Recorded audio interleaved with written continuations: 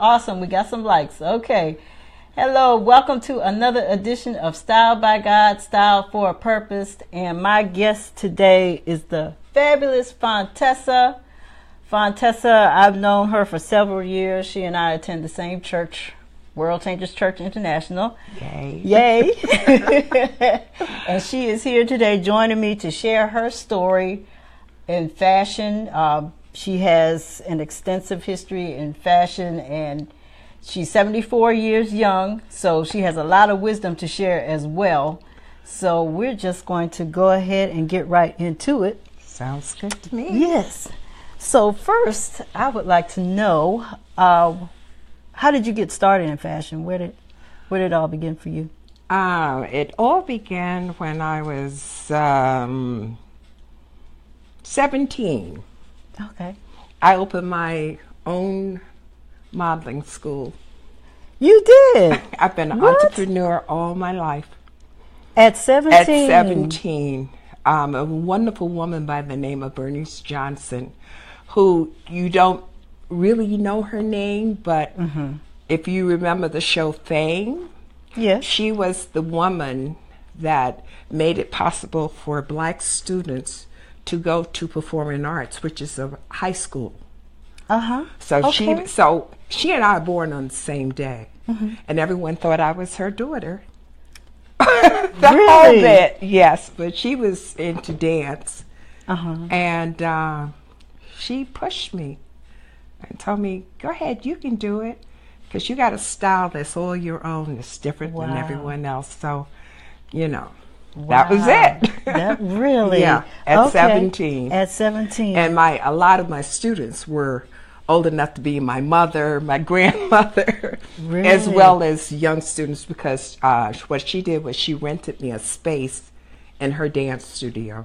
Okay. Yeah, so, Really? yeah. So you started teaching Very model- young. Okay, wow. Very okay. young. But my basic training came out of Europe, so that's why I had a style that was different than the okay. American style models. Okay.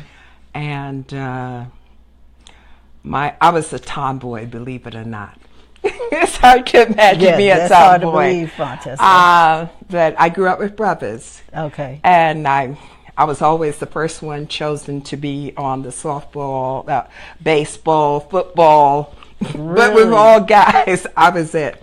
And my mom made a decision. She says, "I am so tired of you being," because she was very femme. Okay. So okay. she, while in England, she sent me to finishing school, which is just like a etiquette school in all actuality, but they're training you to go into society.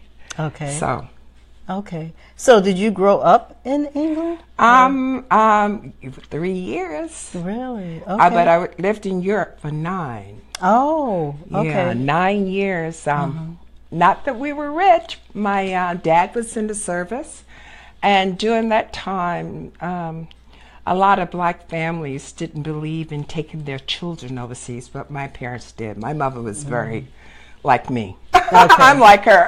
Okay. She's very vanguard. Oh no, my kids are going and blah blah. So, but yes, all my formative years was in Europe. So Okay. it's not. Oh, wow. I'm not. I always wonder, why do people ask me, "Where are you from?" Go America, or Yeah, well, it's obvious that you have some international experience. Yes, it's definitely Okay, obvious. yeah. Okay, so so when did your love for fashion begin? As you were just telling me, you were like a tomboy. So when was it because your mom wanted you to come out of that? Yeah, Is that well, where it came Mom from? wanted me to come out of it and learn how to be a young lady, which I learned how to do, how to sit, and so forth and so on like that. But it was when because I was raised from 17 on in New York and Long Island, and I became a fitter model. So I was a perfect 8, and that was the size they wanted their fitter Oh. models to be, and I was Okay. a perfect 8. So, but being in that field, you always have to go to parties and this and that and the other. Right. And being I did not come from wealth, even though that's what I express, I had to make my little outfits.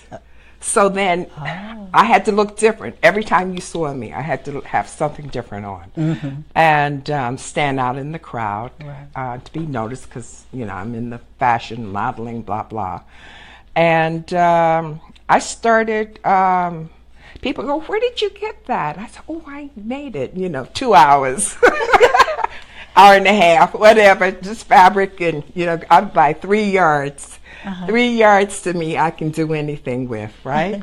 So, and then once during by the time I turned 24 and realizing that I was never going to be thin and I wasn't going to get any taller, I decided to turn my love for fashion into designing clothes. Really? That's how that all came about. Okay. Yeah. So how did you learn to design clothes? Holy Spirit. Whoa. Honestly. Okay. In fact, the Holy Spirit designed what I'm wearing today. You know, I had no clue, but I remember as a kid, you know, certain things are implanted in you, you just don't know why and how. But I remember I used to get doll babies for Christmas, and I never liked the outfits they had on. So I used to take it, my mom would allow me to cut up some of my old clothes and make my doll babies new clothes. So, you know, I had to think back. Okay, so it's just a been part. there. Yeah. It's just in you. Yeah. Obviously, right? Yeah. Wow. Yeah. Okay. So, you know, but you know, you became as a teenager, well, younger than that even, I'm not thinking about clothes. I'm thinking about, you know, playing softball or baseball or football. I'm not thinking about how cute I can be, you know. And I used to suck my thumb. You're not going to believe it. I used to suck my thumb.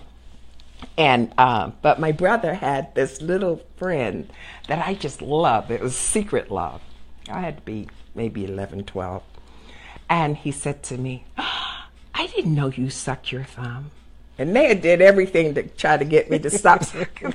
But I never looked at me as, you know, girly. But obviously the boys did. I don't know. Right. So you went through your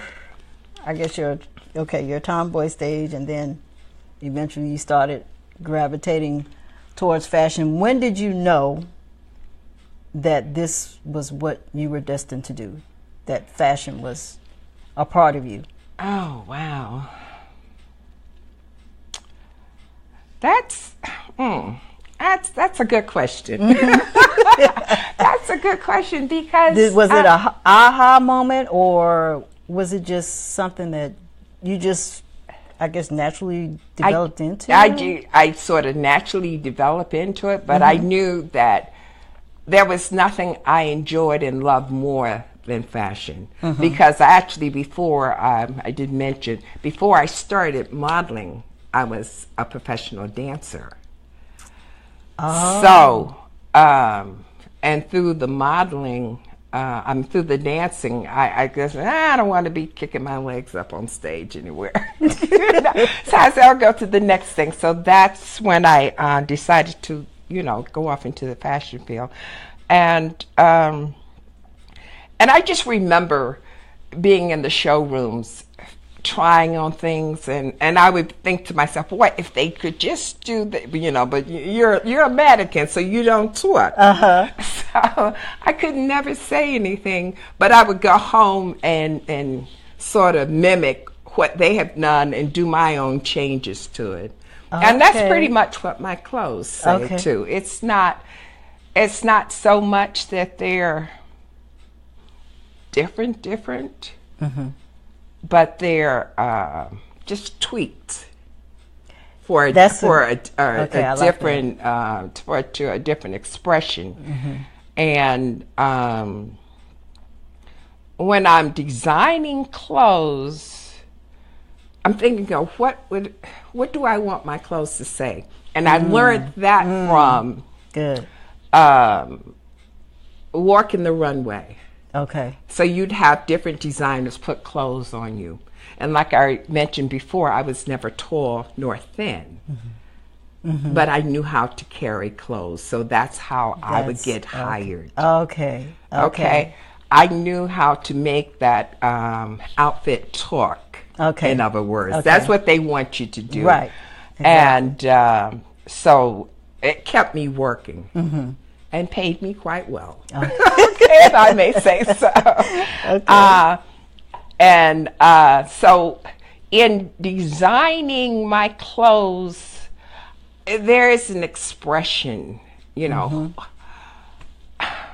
What is it I want to say today? Like today, what I said to God, I'm praying, I'm going, I said, Lord, I want to represent you. Right. And who you have created me to be. Because we all, cause look at you, you're beautiful. You dress different than I do. Your hair does different than mine, blah, blah. Right. But the idea is that I do kingdom dressing. Ooh. I dress royalty. And we are all royalty. Yes. And I always see myself as a queen. I am a queen. It's not just seeing I am a queen. I conduct and carry myself as such. You know, this is a confidence God has built in me Yes. to think that way. Yes. And the name Fontessa is not my birth name. Oh, really? It is not my birth name. It's Okay. a given name. Oh, It's a given name. okay. And like I explained before, I was into dance. So Alvinelli was one of my favorite choreographer. Yes. Okay. Yes. And the famous Judith Janoff that you all may know, she performed the when he choreographed that. She performed it, and it was of a queen, a countess, coming from a ball with all the other kings and what have you. And she was such a humble person at the same token, even though she's in all her whatever. And she would stop her carriage and sit and talk to the person sitting on the car. So she never saw herself above anyone, and it represented me. And so my dance instructor, Bernice Johnson, gave me that. And she says, "You are a Fontessa." As the guy, because I would always be curious about how do people live on the streets. Why have you chosen this life? You know what I'm saying? Because you could have it so different.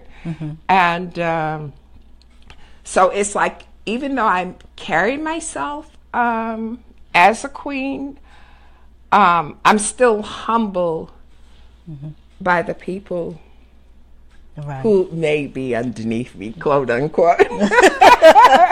But not, it's like I'm never above. And that's what Fontessa means to me. Fontessa is fun, fantasy, and femininity. And I try to work it all out. Yes. Well, you do it well. And I love it. I love it. So, did I change your subject? No, Okay, you are quite all right. Okay. So we're going to move right on here. So let's see. Would you happen to have any favorite places that you shop when you don't design? Are there some favorite places that you like to go to? No. Okay. I don't. I kind of felt that was going to be the answer. Right. Everything I wear, because I cannot go into a store and find something that speaks. It has to speak. See, my thing is, when I enter your room, wherever I'm at, and a woman is supposed to be seen and not heard. So I will get your attention. I don't have to speak. but the way my clothes that I'm wearing carries itself. It's funny that you say that, because one of my style quotes is that when you walk into the room, people will see you. People are going to see you before they hear you, so give them a reason to listen. Yes. So absolutely. So you that want is them so to have true. a reason to listen when you step into that room. So true. Yeah. So I'm very, I know what I like. I know what is me. When I'm designing for someone, I actually study them. I study them for a minute. So they may, well, I want you to do this. Okay, do we have 3 weeks or a month maybe? Because I take that time to get to know them. Because I want to create something that is them, but also give them part of what's me into them. Okay. Because the reason they have possibly come and asked me to design something is because it's that thought of, I want to look like you. Well, God gave us all different. Exactly. So it's like you can't look like me per se, but you can carry. So I go through. It's a lot that goes into me with designing because it's therapeutic also. Because it's building confidence. See, anyone and everyone cannot wear my clothes. If you're not a confident person, you could not wear my clothes. Okay. So sometimes that person may need that confidence built into them. So then I will, nurture that. Yeah, that's good. So I will nurture that. And then dress them. You mold it and you because it starts from the inside out. From the inside out, absolutely. It's just when I go anywhere, it's to me it's just like walking down that runway. When I made that decision to when they put that particular outfit on me and I became that outfit, it's the same thing when you get dressed. You become what you're wearing. You're saying what you're wearing. Without saying it. Exactly. Without saying it. Speak for itself. That's good. So, in your history and your journey with style and fashion, was there a progression in your style journey? Did you go through phases of different styles or to find your niche, or did it just... No. I believe it or not, I have, as you see me now, and had you seen me or met me when I was maybe 18, I still dress the same. I dress the same. I thought the same way about me. I was talking with a friend of mine. I said, I can remember when, as a kid, because keep in mind my age, so we go back a bit, but it's like jeans for me was for cleaning the house in. Never worked. I still do not own a pair of jeans. Okay. I don't find anything cute about that's me. But I think they look cute on other people. I like them on other people, but I would not wear them. Not out. In my house, yes, if I was doing work or something. And but on Saturdays when we would go downtown shopping, my mom and myself, you would get all dressed up. Gloves, the whole bit. I remember that.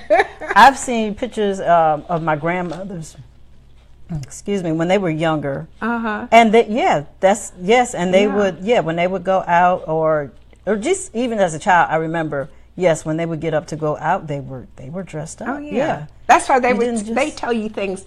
Don't ever leave out the house without makeup or your hair combed, because you never know who you're going to run into, you know, which I don't practice all the time. Right, yeah, I don't You know, I run out Keep it whatever real, way, yeah. you know, for whatever I need. But Right. yeah, so it's like my discipline started at a young age, so therefore you can't help but carry it through, you know, as you go. So it's like, you know, like the one thing I do now that I didn't do, I used to hear red was a no-no for you to wear. If you wore red as a woman, you know. Oh, okay, okay. If you wore red as a woman, that Okay. meant you was very loose and so forth and so on like that. So I never wear red, and now I love red. It's one of my favorite colors. I don't know what that means. Yeah, well, we all know now that the rules don't apply. You know, exactly. Yeah, you just go with it.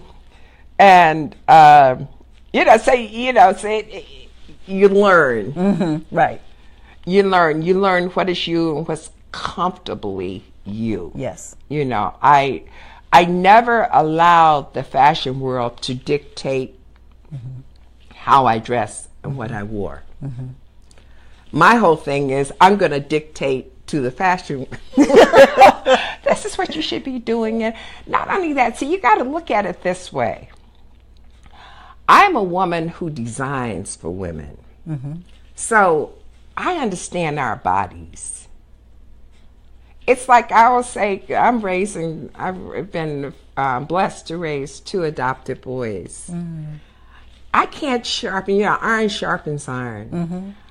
I've never been a man, so I can't teach them about being a man. I can just teach them how to treat a woman and how to be a good man. Right. So it's like the things that women need or look for or should be dictated from a woman's Yeah. Oh, okay. perspective. Right. And not a man's perspective, because, you know, some of the men that are designing do not find us glamorous girls. In case you haven't noticed. Well, you heard that. Some of them do, but a lot of them don't, because they're not attracted to us. So therefore, they're not going to give us attractive, feminine things to put on. This is my opinion. Okay. You know, it may not be everyone's opinion, but it's my opinion. So I see every woman sexy, and I see every woman beautiful and gracious. So How do you feel about that when it comes to women, especially women as we get to a certain age? They tend to think that they have to shy away from being sexy. yeah, I do that. No. You know what I found, and this is interesting, so make notes, ladies. The older I get, I feel the sexier I become. I'm serious. Yes. I just feel, you know, because I used to hear things like, well, when you turn 40, you know exactly who you are, what you want, what you'll deal with, and what you won't deal with. And that's probably so. And what happens is also, as you get older, you grow into yourself. Yes. Yes. And you're now comfortable with yourself. And not only am I comfortable with myself, I've learned to embrace. I love that word, embrace. Yes. Embrace who I am and who God has made me. You know, I just, you know, like people say, oh, every time I see you, you're all dressed up. Why do you? I said, you know what? I want God to recognize me, because this is who he created me to be. And I want to make sure he recognized me, because he would, if I wasn't, he would look down and go, Fontessa, no, that is, that's not you. Okay. Yeah, so it's like, don't, you know, it's like how they say, you know, like you love the woman like you love the church. All those different quotes from the Bible about the woman, and how she is the staple piece of the household. we have not been given all of that authority and power for nothing. Mm-hmm. So, Yeah. you know, we can't shy back and we can't be insecure. We have got to be brave and bold. Right. Right. Because, go ahead. Yes. I was going to say, yeah, I was just going to piggyback on what you just said about being bold, because there is a boldness that comes with expressing your style. Yeah. Simply because you, when you express your own style, especially, you're pretty much going against the dictates of what, like you said, what the fashion world says or whatever. Yeah. And you're just doing you. You're doing your own thing. So yeah, it requires a boldness not to be moved or concerned about what others are going to think. Right. Oh, absolutely. Yeah. Absolutely. I had to get over that. Believe it or not, I'm really shy. But I think we all are. Now, I think we all are, in a sense, people who do what I do, because of the fact you work in silence.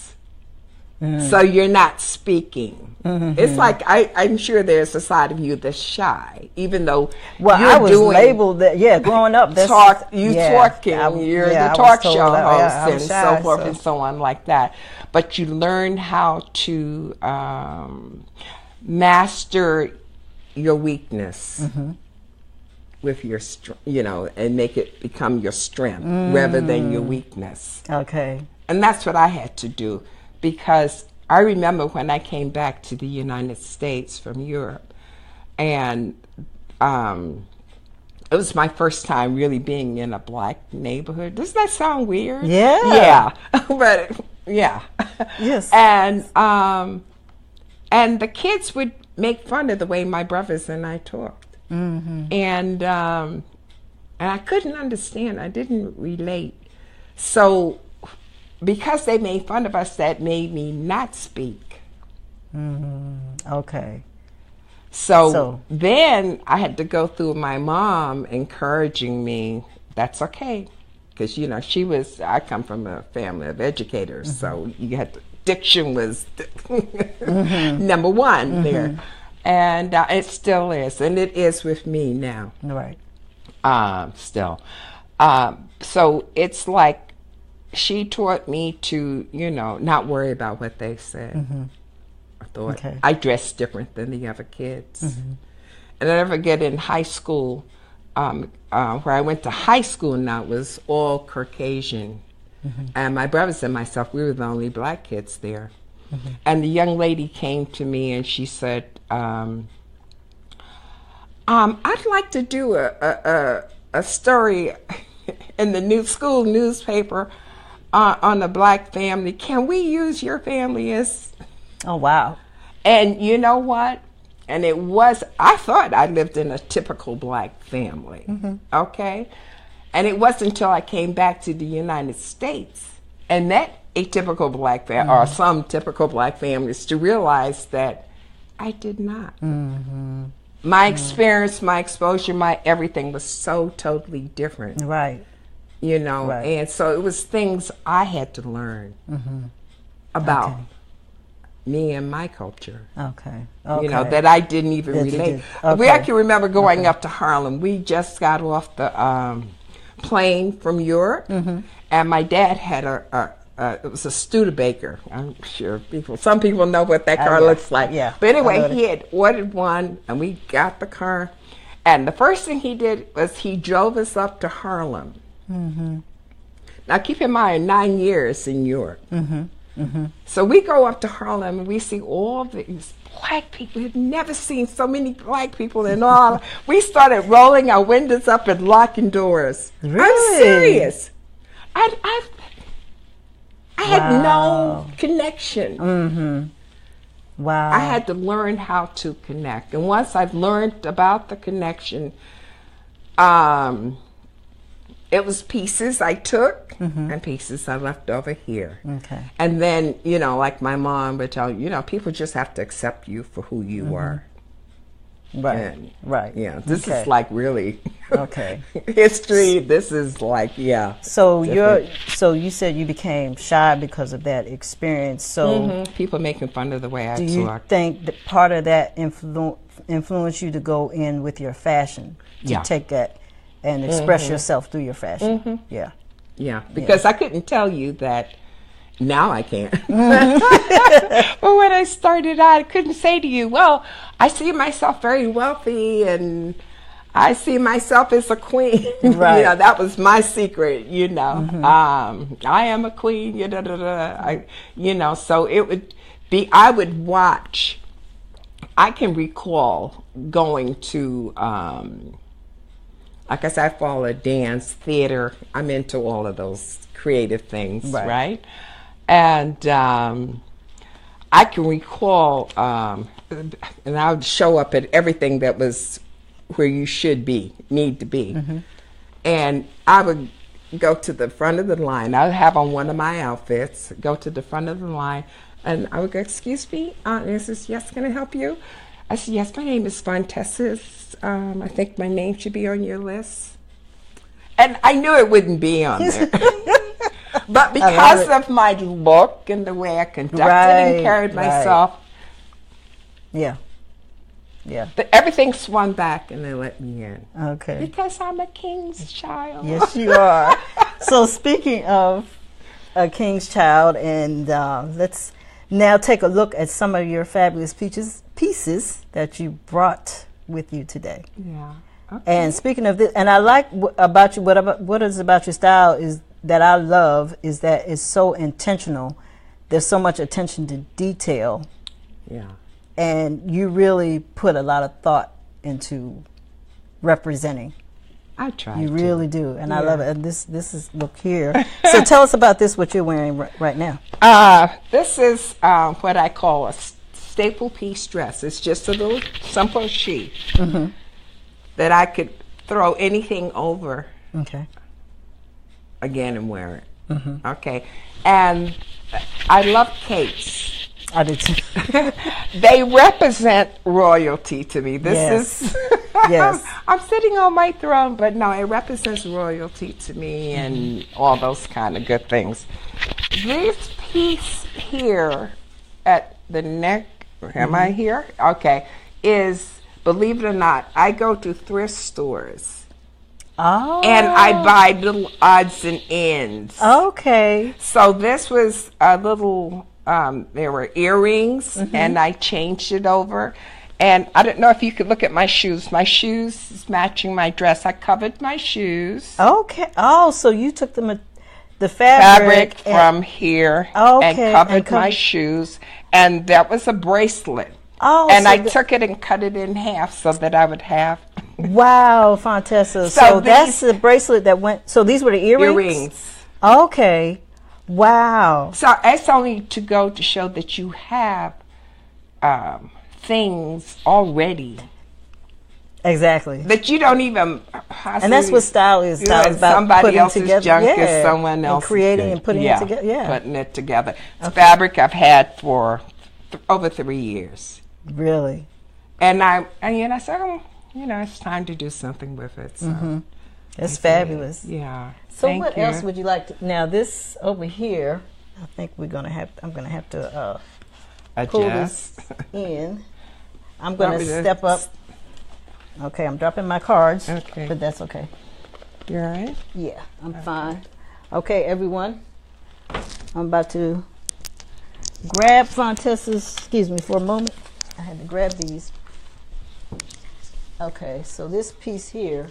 Okay. Let's see, I'm going to turn the camera this way. Okay. So we can see. Yeah. This is my faux fur coat. Okay. And I'm actually showing you that you can make it say 2 different things. So this is more casual sort of looks. I put the, let me remove this for a second so you can see. This is. Okay. So this is a cream, this is a dress. No, it's a jumpsuit. Oh, it's a jumpsuit. Oh. It's a jumpsuit. It zips in the back. I don't want to struggle to get out of anything. So it's it's a jumpsuit, and I want to give it a what is this called? The fanny or hip? Yeah, a hip bag or Yeah. round the hip bag. Right, Yeah, whatever they. Yeah. But I've seen them, but they're normally very bulky and ugly. So I wanted to do my femme version of it. Okay. You know, so that you can carry it that way. So- And this, excuse me, this is the purse when you want to have the more dress-up look. Okay. You know, this is for casual. I'm loving that jumpsuit. Thank you. And I love how you have these Pearls. Well, that's pearls, part of my these signature. multi-stranded pearl. I love Yeah, that. That's part I of love my that. signature there. I love this whole look. Yeah. Yeah. And see, then like yeah. if you hide that, now she's dressier. Right. So it can go Right, dress it either down or way. dress up. Yeah. I Right. love it. I love it. Yeah, so that's Okay. what that's about. And Over here. This piece This over piece here. Can you Okay. see this? we're about to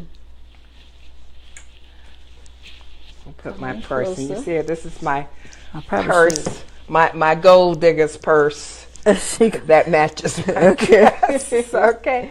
Okay. But this piece, believe it or not, is, can you see that? I'm coming in closer.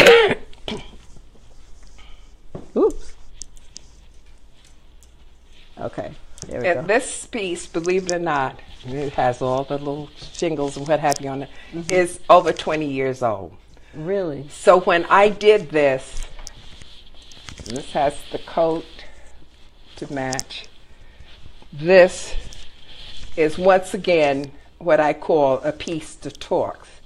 It actually speaks to you. So when you walk in a room, it actually, it has all that movement going on. I love the fringes. Yeah. Yeah, I love the fringes that you have.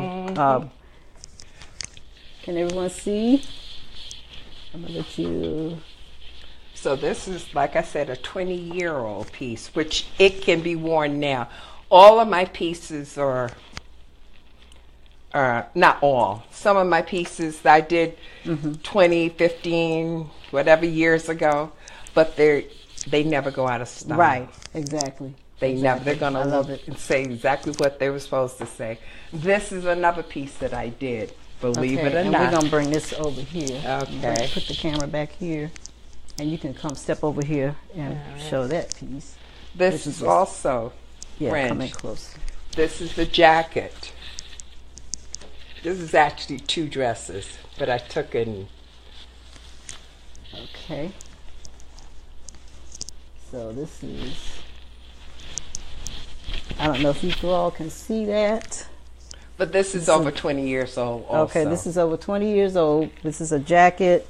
Again, this is like a metallic material, and she fringed the material, so it's fringed.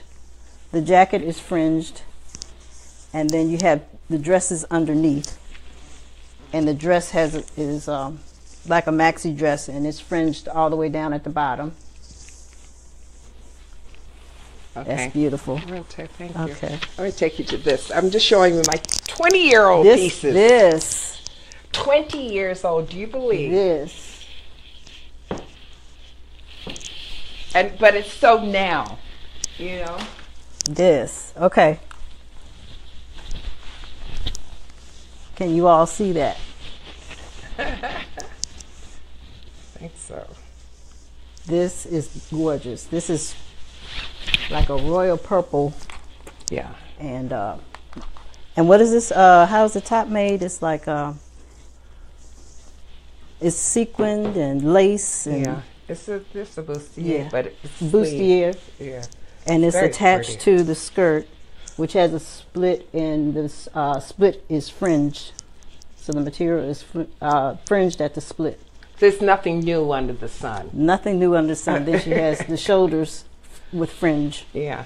as well. This just how I interpret it. And this is a piece of jewelry you found again? Yeah. Wow. And she stuck that in the I middle. stuck it on there.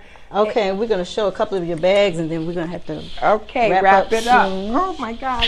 Oh, be careful with the. Oh, the mic. I did better not Okay, go you can that just far. lay that there. Yeah. Okay. And I'll grab these. Okay, we got some other couple of more fabulous things to show. And we're going to, well, I'll show these bags. I'll let you show these, Fontessa. Okay. These are what I call my gold diggers bag. Okay? Because gold diggers, they carry a bag that they put their gold in. Okay. But I just think okay. it's like, see, this is mine to match my dress. Okay. And gold digger's bag. Yeah. It's, it's just so that, oh, my cape fell. But anyway, so They're that cute. you can feel very femme when you walk. Yes, I love this. You just carry, you don't have to have, Mm-hmm. But I love how this is. Yeah, it just coordinates, it works with whatever you're And wearing. I'm telling you, every Sunday she's just stepping in the church like this. I'm like, it's just something different every Sunday. You're not going to see it anywhere else. You're just not. Now, and I only wear something one time a year. Really? One time a year. Now that I think about it, because I never see you repeat anything. I don't repeat. Yeah. The next time you will see me in that will be next year, and you won't even remember. And won't remember it. Same thing. I don't look extensive. I love it. But yes, this is a must-have bag here, ladies. And if you ever get the opportunity to go to New York, there's a museum there that celebrates Black women. We see pictures of them and how they dress, and how I'm dressed today with the shoes and the dress and everything to match and coordinate. Where is this again? It's in Harlem. Oh, so we have to go to Harlem. Yes. Okay, you heard that. Harlem has a museum that celebrates. Well, it's not just to celebrate, but you'll see pictures of how the women, Black women, back in especially in Harlem, how they dress and coordinated everything together. So that's a lot of where my style. Wow, I like that look. Because the ladies look like ladies. Yes, I love it. I love the lady look. Men look. look like men. Yes, yes. So, okay, one more question before we wrap up. Okay. What does YB stand for? That's the name of your company. That's my birth name. Oh. Yvonne Breland. Oh, Yvonne Breland. So I got married and it became Yvonne Burse. Okay. Okay. So I'm still in the beats. Okay. And like I said, when I was I think 20, that all of that became Fontessa. Okay. So okay. Here we are. So here you are. You became the fabulous Fontessa. Thank you. Okay. So where can people reach out to you, contact you? I know you on Instagram. I'm on Instagram, but you FontessaBurse@gmail.com. Okay. That would be the best way. Or what's my telephone number? And Instagram. Or you can call me also. And you're on Instagram as, what is it? YB Fontessa. YB by Fontessa. YB by Fontessa. So the letter Y and the letter B. And then by Fontessa. YB by Fontessa. Wow. Yes. Well, Fontessa, this has been awesome. And I know you have an awesome story to share, because you also have some history as being the first Black to sit on the Chicago Fashion Exchange Board. Yes. Yes. So you must share that. So what we're going to do is Fontessa and I are going to continue the conversation, or we may we'll see how this goes, but we definitely got to have her back for Black History Month to share her experience and that being the first Black on the Chicago Fashion Exchange Board. Thank you for coming. Can I give you a hug? Oh, I just yes. think Mwah. you all tune in to this young lady. She's going places and doing things. Okay. Thank you, everyone. Also, I want to mention before I go, my website again is www.rarastyleappeal.com. www.rarastyleappeal.com. Please go check it out. I've added some more content and some few clips from pieces I've done for a couple of short films, a music video, and so you get to see me via YouTube, how my style in acting. And also please go and support a cause. A website is called When Women Heal. That's www.whenwomenheal.com. It's a fabulous summit that's going to take place in South Africa. I happen to be sitting on the fashion show committee for that event, but please go and check it out and support and donate if you can. It's definitely a worthy cause. And again, that's called www.whenwomenheal.com.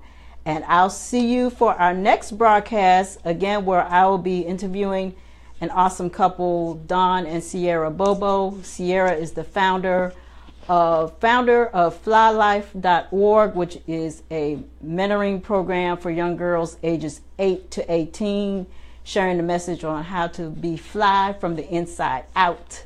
So I look forward to interviewing them, and we will again have Fontessa back for Black History Month to share her story about being the first Black on the Chicago Fashion Exchange Board. So thank you all again for tuning in, and I look forward to seeing you next time. God bless. Bye-bye.